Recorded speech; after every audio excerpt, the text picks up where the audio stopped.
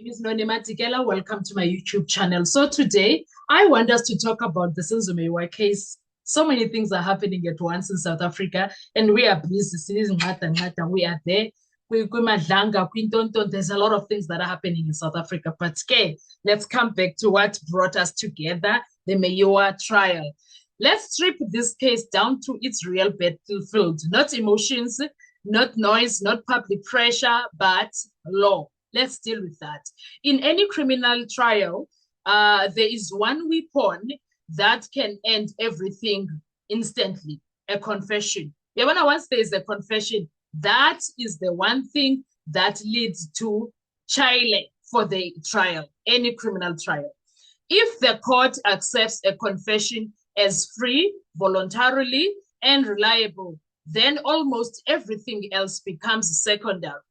Phone records, alibis, bank statements, those become collateral issues. But now, when it comes to the Senzo Meyiwa case, and that is exactly why the state's entire case orbits around one thing. Convince the judge, one thing that they are going around in circles, when I say orbits, around one thing, they are in circles. Convince Judge Rata Mokgoatlheng that the confession was lawfully obtained and the rest collapses into irrelevance. Once they do that, they are winning. Okay? But here is the problem now. The state didn't let the confession stand on its own. The confession was not let to stand on its own. Instead, they tried to marry it to witness statements, specifically those witnesses, Makosonke, who's the other one? Biza, Gwabini, and all of them, Abo Makeleni, everybody, Absalom Zungu, and that decision may be their biggest mistake. There's a lot of those witnesses. They tried to intermarry this so-called confession of Ndanze with. Because once you argue that different versions confirm each other, the law allows no demands that we ask one question. Do they actually talk to each other? Those statements. The people that were inside the house, the Makosonke, the Absalom Zungu, the Gwabini, do they actually talk to each other? All those statements. And the answer in this situation is uncomfortable, Kesan. It is very much uncomfortable. The confessions describe details that are not mirrored in the witness statements. The witness statements introduce elements that are absent from their confession. Critical descriptions, vehicles, movements, objects do not align cleanly. That is where the problem is. These are not minor gaps. They are structural contradictions to what is being said by the people that are important in this situation. Do you understand that? You cannot have three separate narratives standing next to each other and call that confirmation. The law does not work like that. Repetition is not corroboration. Now, let's go even deeper in this situation. Before we even argue about the consistency, there is a more dangerous hurdle the state must cross. How those statements entered the record in the first place. Some of the statements remain procedurally contaminated to this day. Their admissibility is not magically cured by similarity to a confession. No. Something is still wrong with the house and whose, etc. And that creates a nightmare scenario for the court, because how does a judge lawfully write this sentence in a judgment? The confession is supported by witness statement, let's say, when the very foundation of those statements is still legally disputed. If the foundation is unstable, the structure built on top of it cannot stand, not on appeal, not on review. So something is very wrong there. and it needs fixing, but how?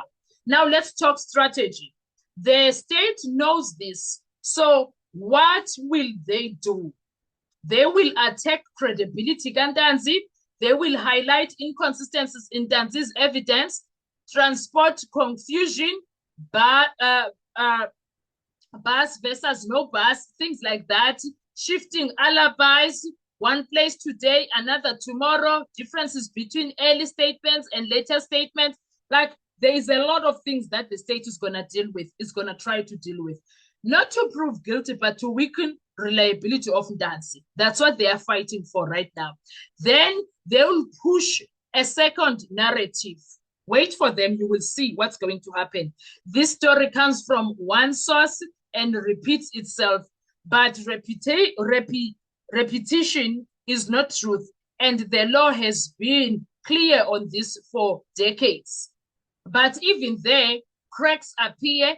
Numbers not properly linked to specific accused is also problematic. Calls attributed to people already in custody, downloads done after prison evacuations, no confirmation for accused 3, 4, or 5. There's a lot of things that are going wrong. That doesn't strengthen a case. It confuses timelines. Then comes motive and planning. Bank records show leave taken in July 2024 by uBongani Ntanzi, right? No, man, work records. I said bank records now. Work records. They show that, but the alleged crime occurred back in 2014, October 2014. And Ntanzi, you want to tell me he was planning for this 2014, October 2014 deed? Go July? Doesn't make sense. And then, so the obvious question is, are we being asked to believe that a murder was planned months before the alleged first contact? Because now the first contact did, the so-called contact between accused number 5 and Kelly Khumalo, the so-called contact, the alleged contact, happened in August. The second one happened in October. The so-called, did you hear that? The alleged, yes. But now those alleged calls, when it comes to the Vodacom database, the call that happened in August between the so-called call between Kelly and accused number 5 is on Vodacom side, Kelly and Arthur Mafokate. And then the one that happened in October is between, it's according to the state, it's between Kelly and accused number 5.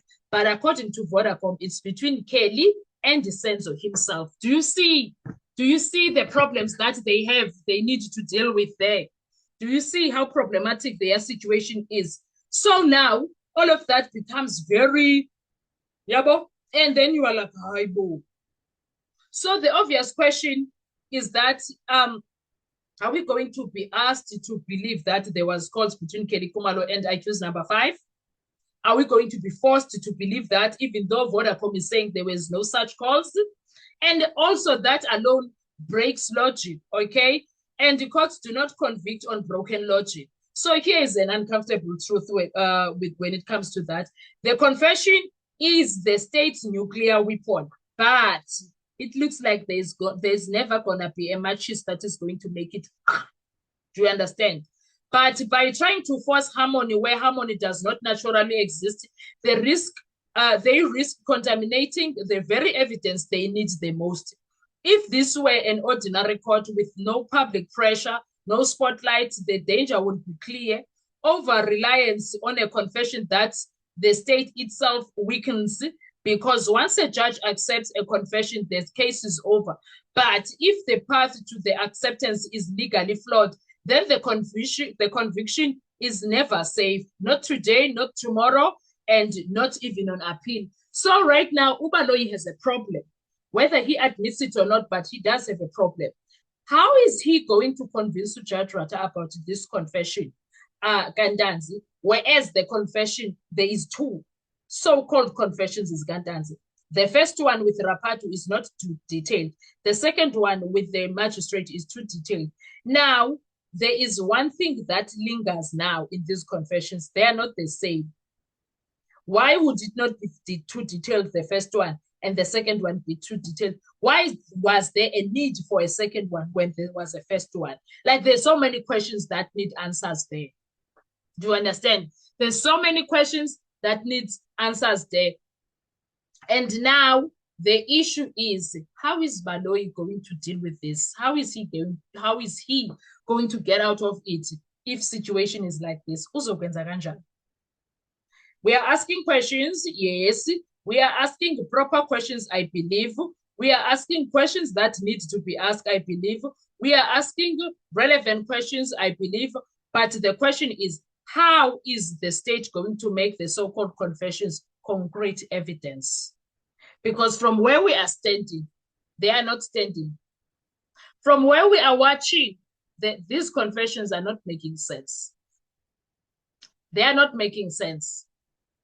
So where you are sitting, what are your thoughts when it comes to this? I say the confessions need to be thrown out altogether. They need to be thrown out.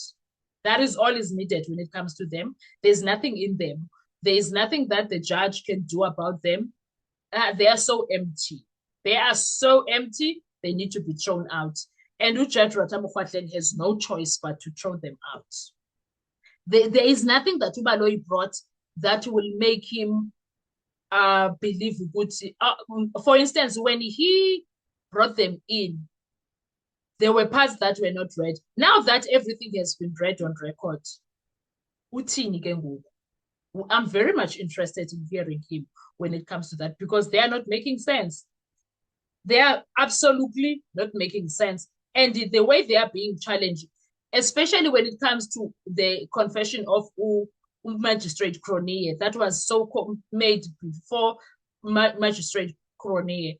That one is even worse. There is a lot of things that are wrong there. Danzi and the so-called lawyer who never said anything, there's something very wrong there on its own. So I'm asking, what are your thoughts when it comes to, do you think Judge Ratamu should allow these records into, should he use them for his verdict, final verdict, or should he first take the records, the confessions out and say, I'm taking the confessions out, they are not making sense. There's a lot of loopholes, there's a lot of wrong things there. And then where is he going to base his verdict when he starts to do everything else now dealing with his evidence? How is he going to do that? Let's talk in the comment section. I want to hear your views. Thank you so much. Enjoy your day. Bye-bye.